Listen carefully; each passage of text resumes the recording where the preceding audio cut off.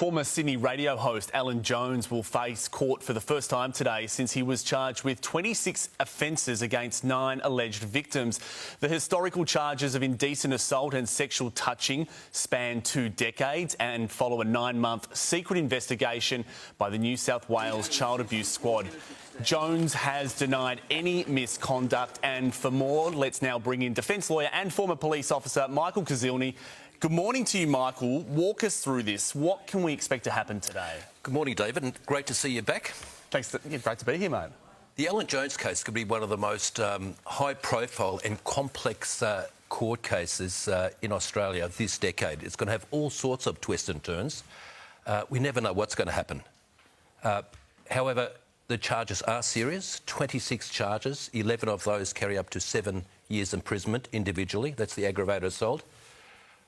But as his defence lawyer said, David, Chris Murphy, Alan Jones, like any other criminal defendant, is innocent until proven guilty beyond reasonable doubt. Yeah, of course. He has to go through that process now. So walk us through this, though. The ages of the victims are not disclosed by police at this stage, but we know that the youngest one was just 17 years at the time of the offence. What is that going to do for any of these proposed or potential penalties in this case? Look, in combination, the penalties are quite overwhelming. We haven't seen the specific evidence, and the brief of evidence, David, is not prepared yet.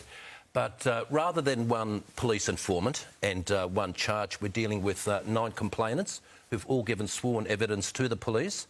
And we're dealing also with a strike force Bonifin, a bunch of detectives who are very experienced and specialised. So I don't know about the specific evidence, nobody does, but we do know that the evidence is going to be, generally speaking, overwhelming and very significant. What impact does it have, considering that there are 9 alleged victims in this case? Because there are, as you point to, so many victims in this case, that will only add to the weight and the severity of this brief of evidence, won't it?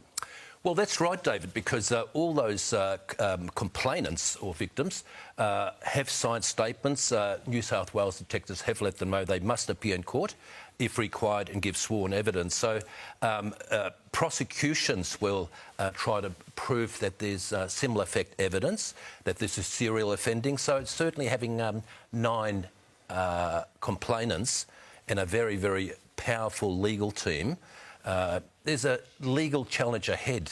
Yeah, it certainly adds to the weight of all of that. Michael, thank you very much for your time this morning. Thank you very much.